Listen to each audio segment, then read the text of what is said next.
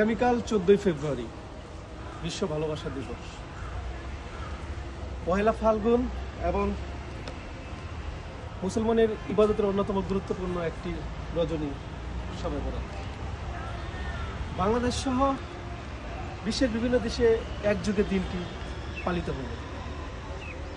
অস্ত্র হানাহানি মারামারি ছেড়ে গোটা বিশ্ব যোগ দিবে ফুলের শুভেচ্ছা বিনিময়ে। ভালোবাসায় মেতে উঠবে সবাই। আমাদের এটা বুঝতে হবে যে ভালোবাসা দিবস শুধু প্রেমিক প্রেমিকার মধ্যে সীমাবদ্ধ নয়। ভালোবাসা সন্তানের প্রতি বাবা মায়ের প্রতি সন্তানের, এবং ভাইয়ের প্রতি বোনের, কিংবা অসহায় মানুষের প্রতি আমাদের সকলের ভালোবাসা। দেশের প্রতি নাগরিকের ভালোবাসা।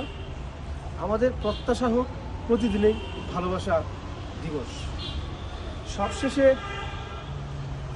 জেনারেশন জেটের প্রতি অনুরোধ থাকবে, আপনারা ভালোবাসা দিবসকে সম্মান দিন আর বেহাপনাকে নিরুৎসাহিত করুন।